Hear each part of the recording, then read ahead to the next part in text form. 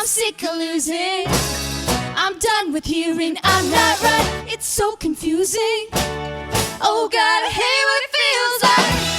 I'm the 1% type. Never been so tired when the tank is empty. Would you come and get me?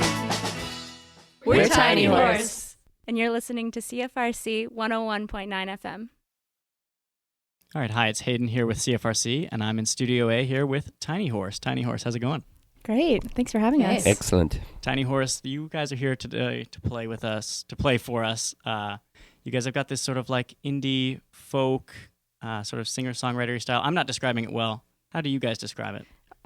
Ciara says it best. Yeah, we describe it a couple ways. Our most recent way we like to describe it is ABBA meets Haim.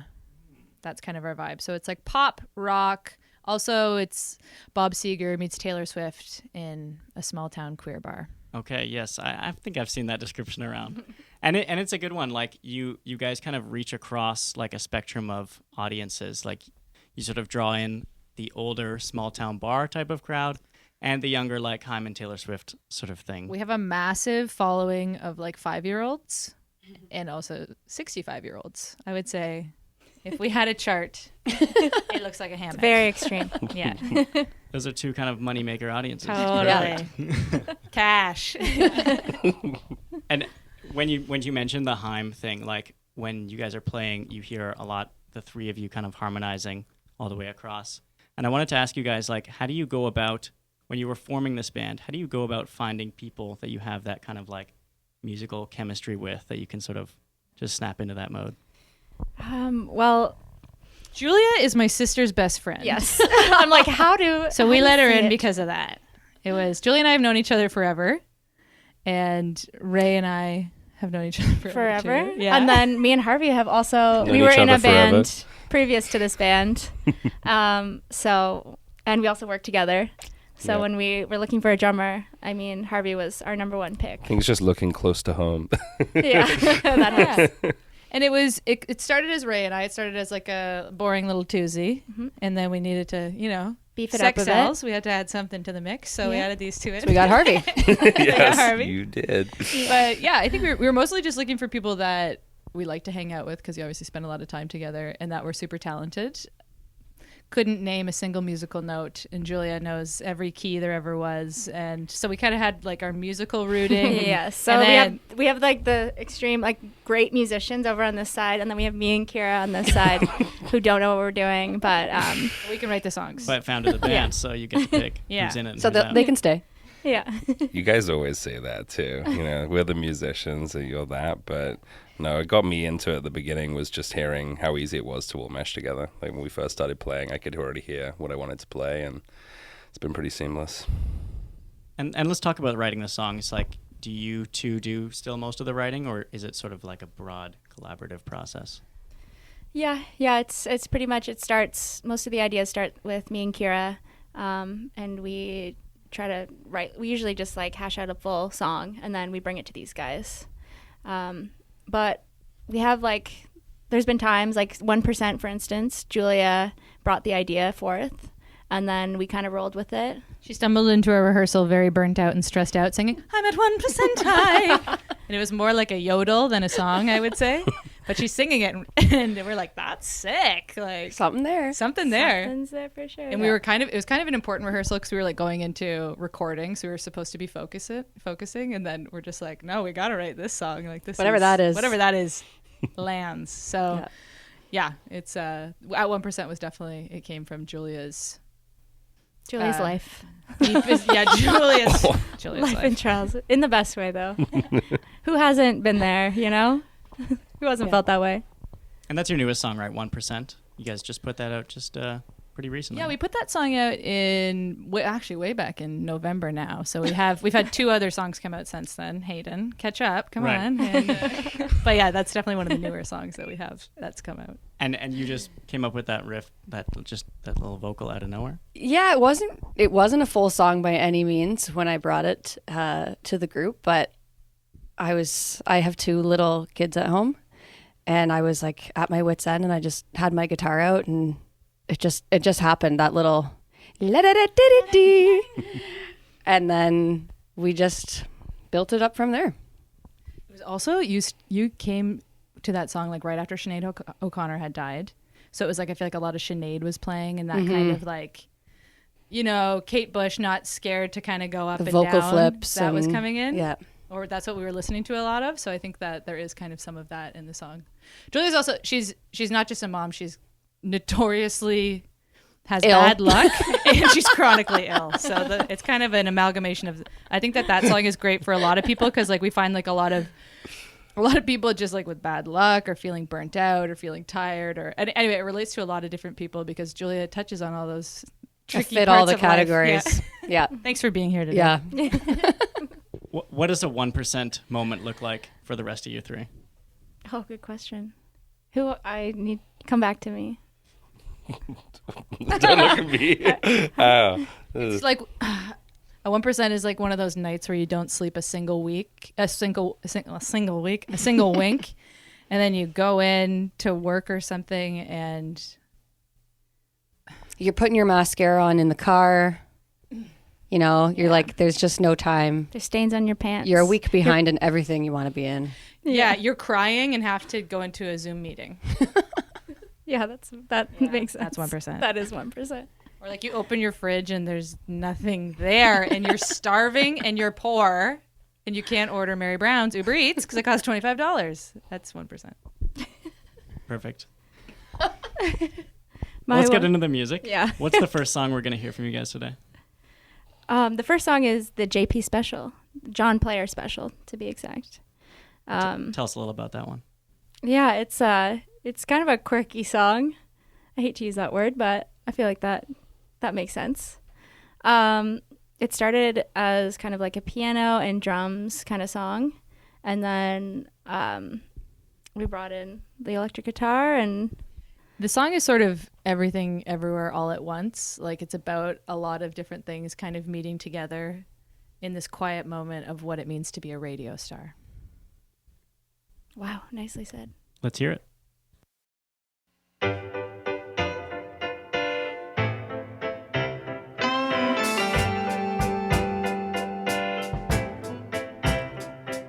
She's scared of what they might say. Don't take the John Player special lightly. Don't get caught stealing all her lightning. I've worn that shirt every day. I think that you were made for me. I'm Toto, you can be my Dorothy. You still dream of America, America. We don't go there anymore.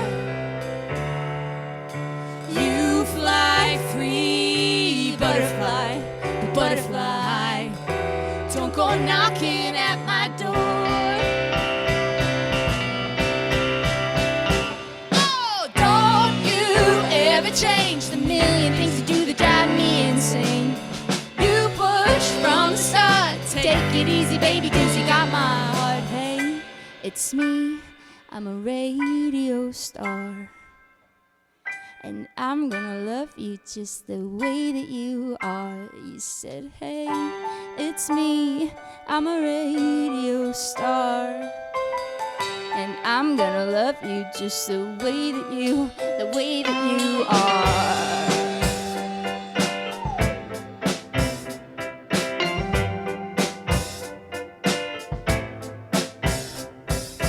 I'm bored of sleeping all day. Don't rush me, you can be annoying. I stayed up till 4 in the morning. I made every mistake. Seems like the time is always fleeting. It's getting late, baby, we should be leaving. You still dream of America, America. We don't go there anymore. You fly free, butterfly, butterfly. Don't go knocking at my door. Oh, don't you ever change the million things you do that drive me insane. You push from the start. Take it easy, baby, 'cause you got my heart. Hey, it's me, I'm a radio star. Radio star. And I'm gonna love you just the way that you are. You said, hey, it's me. I'm a radio star. And I'm gonna love you just the way that you are. The way that you are.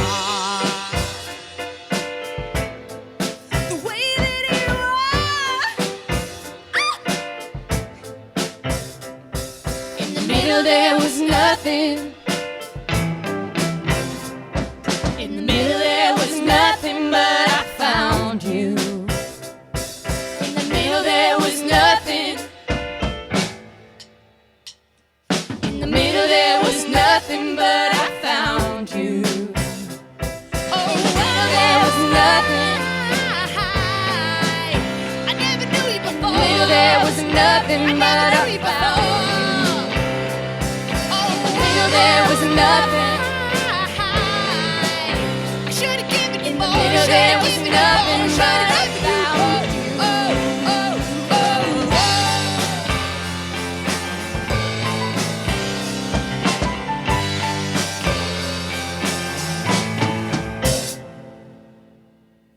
We're back with Tiny Horse in Studio A, and we talked a little bit just there about your guys' writing process, but let's get into how you guys record your songs. And I barely even need to ask you about this because on your Instagram, you're pretty public with your like recording process and everything. What inspires you to like be so forthcoming about what your guys' process is for putting these songs together? Because not too many bands are posting like full in-depth recording documentaries like that. Yeah, we're full on narcissists. We're just like, they gotta know. I think it's just part of like the music scene today. You kind of have to just be on social media at all times. Like that's just what you have to do, like stay relevant and, you know, keep putting out content. So that's kind of what we've tried to do, and just stay on top of things and post things that are like kind of fun. We try to make it fun. I think also there's like a lot of mystery behind music. Like a lot of people don't know like how much time it takes to make one song or how much it costs. So I feel like a lot of people right now, we're sitting on a bunch of songs. If you were to come to our show, we can play like 18 songs. But if you go on our Spotify, there's only like 2 that are professionally recorded. So I think sometimes we do it to kind of explain just why it takes so long and kind of why paying for a ticket or buying the merch really sort of like helps actually have these songs come to life. It has like real world results, like when people support small music like that. Yeah, because people want to know, and like people want to know that to do it, because we're definitely like going into our recording process wanting to do it like really properly. So we're paying like professional engineers, producers, mixers, and masters, and like that obviously It costs a lot of money. because people are putting a lot of time into it, right? So I think that's why we do it.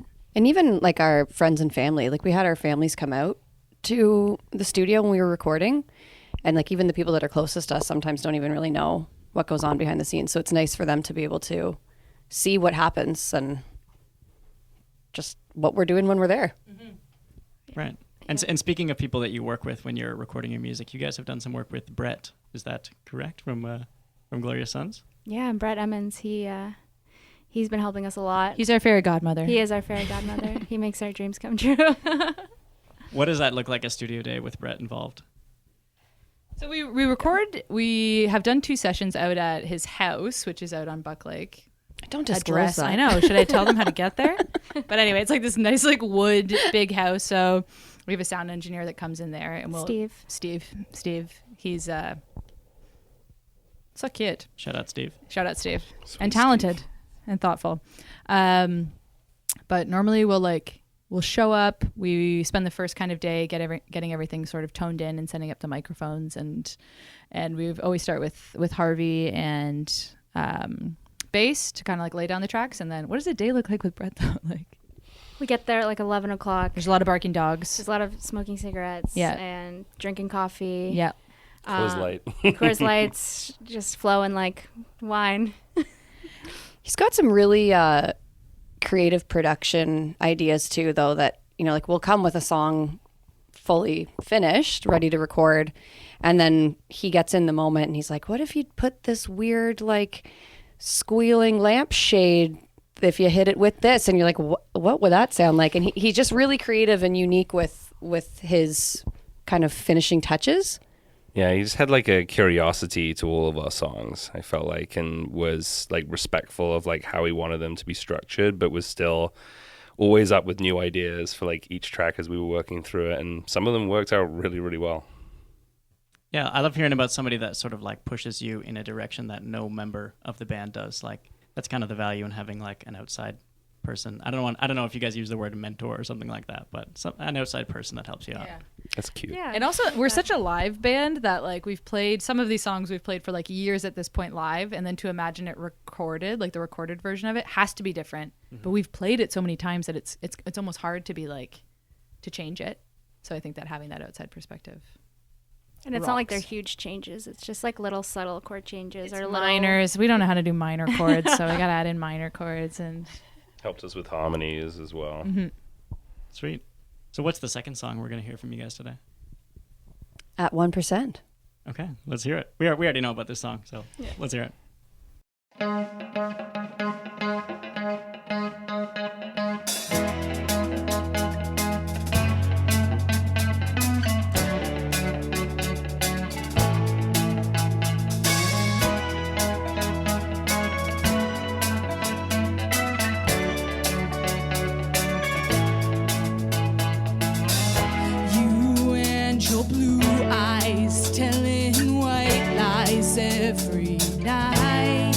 Every night, hands up if you're not doing something that you like. Not one to notice you stopped growing, so did I. Good news and bad news can be the same at different times. I'm sick of losing. I'm done with hearing I'm not right. It's so confusing. Oh God, I hate what it feels like. I'm at 1% tired. Never been so tired when the tank is empty. Would you come and get me? I'm at 1% tired. Think I just might die when the world is ending. Would you just forget me? I'm striking poses, you're hanging roses on the line. Every night, your emasculation, my frustrations, they collide. Hey Elvis Presley, you don't impress me, but you try. Thank you very much. Your heart is garbage, but to be honest, so is mine. I'm sick of losing. I'm done with hearing I'm not right. It's so confusing. Oh God, I hate what it feels like. I'm at 1% tired. Never been so tired when the tank is empty. Would you come and get me? I'm at 1% tired. Think I just might die when the world is ending. Would you just forget me?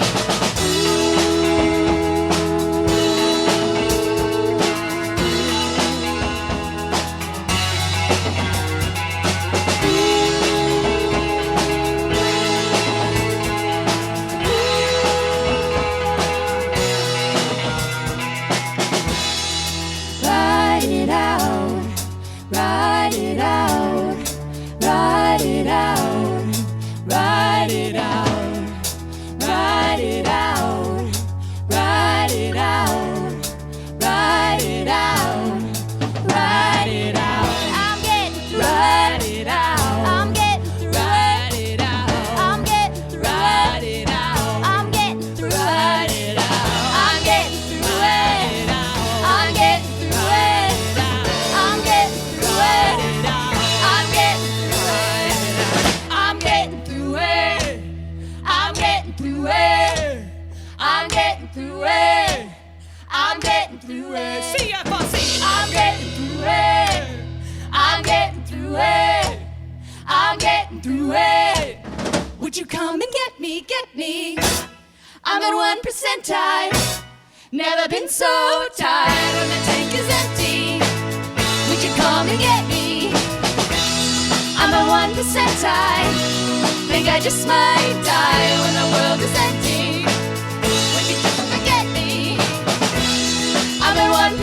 I've never been so tired, but I'm getting through it. I'm getting through it. I'm at 1%. I think I just might die, but I'm getting through it. Would you come and get me, get me? And we're back in CFRC Studio A with Tiny Horse. That was their song 1%, which is off their new upcoming studio album, debut studio album. Let's talk about that, guys. What's the road looked like so far for making that album? Well, we started recording it last March, and we did it over the 2 sessions, obviously with Brett. And just having it's 7 tracks, so that's an album. We're calling it an album. Yeah, technically. It's good. It's great. We're really happy about it. And I think it was amazing kind of like making this album over the past year, and then obviously New Year's Eve was such like an amazing time to like celebrate playing so many of the songs from it, and we got like such a great response, and we're really excited kind of heading into this new year with like the full piece that people can actually listen to as like a full collection, and having a full band representation of who we are. So we're super stoked on it.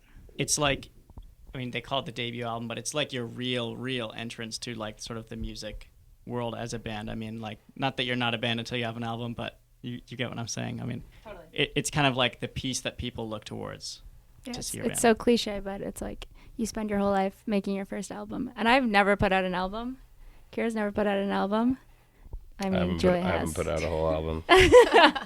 But like this feels so like for me at least, it just like feels like I'm finally making the music that I want to make, and I'm like so proud of these songs and just where we've come in such like a short amount of time. So finally getting like an album together is like so huge and exciting. Is the anticipation? Do you feel like the anticipation for you guys has been just continuously building this whole time? Like, I mean, when you first start talking about an album versus when you're right at the end of completing it, like what's that sort of buzz feel like for you guys? God, it's long. It's like the so longest, long. slowest process of all time. Like and it's got so many like highs. Like you'll have all these amazing shows, or you'll release a single and you'll be so stoked about it. But then there's so much kind of time in between. And I think that one thing that we've done really well is that we've done it exactly how we wanted to do it, and taking our time was kind of part of that.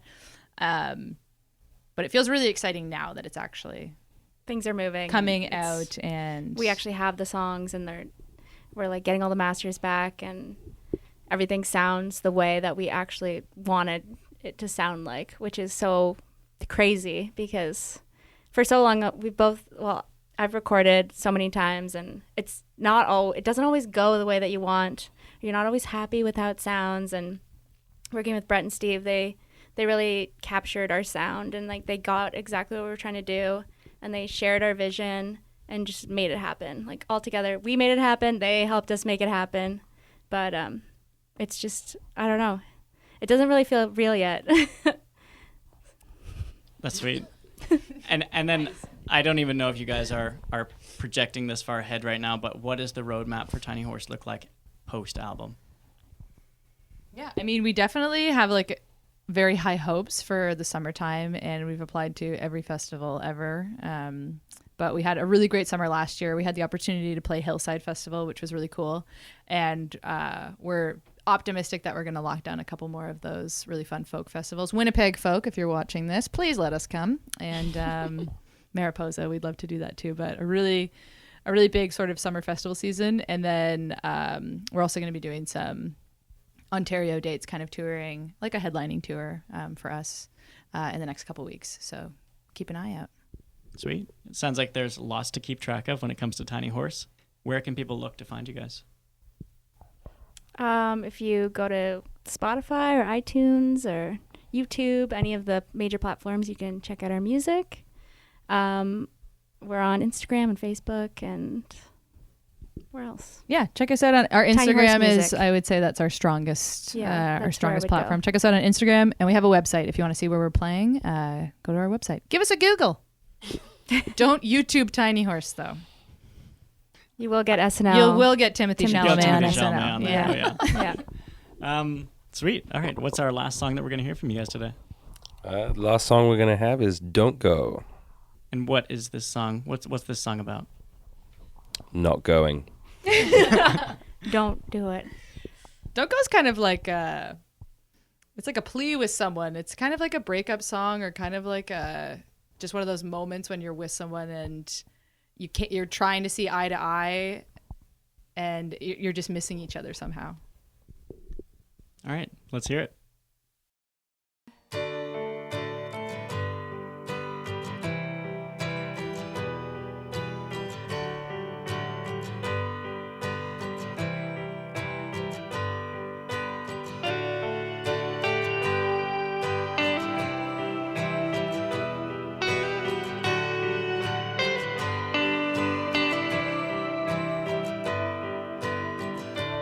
I feel high.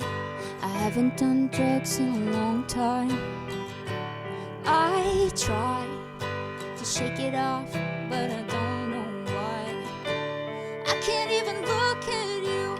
I can't even look in the mirror. So clear. I can't make you understand. I can't make you stay here. Don't go. Don't go. If you gotta go, you gotta go. Don't go, don't go. You'd rather be here than be alone. Don't go, don't go. If you gotta go, you gotta go. Don't go, don't go, don't go. I feel fine. Your bottom lip shaking like it's a fault line. My fault, your choice. Like I ever had a choice. But if we're gonna do this, babe, you gotta get out of your own way. Worst case, it all goes wrong. Don't go, don't go. If you gotta go, you gotta go. Don't go, don't go. You'd rather be here than be alone. Don't go, don't go. If you gotta go, you gotta go. Don't go, don't go, don't go. And it's getting so close, but you can't taste it. And it might be okay, or it turns out we both hate it. For you I'd ride the yellow line, cold and wasted. I hope you know. Don't go. If you gotta go, you gotta go. Don't go, don't go. You'd rather be here than be alone. Don't go, don't go. If you gotta go, you gotta go. Don't go, don't go, don't go. Don't go, don't go. If you gotta go, you gotta go. Don't go, don't go. You'd rather be here than be alone. Don't go, don't go. If you gotta go, you gotta go. Don't go, don't go, don't go, don't go, don't go.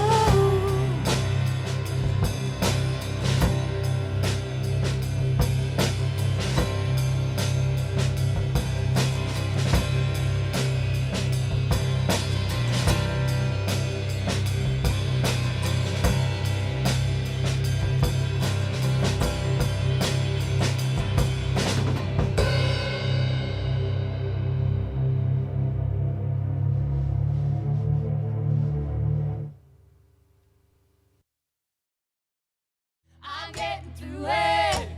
I'm getting through it. Would you come and get me, get me? I'm at 1% time. Never been so tired when the tank is empty. Would you come and get me? I'm at 1% time. Think I just might die, but I'm getting through it. Would you come and get me, get me?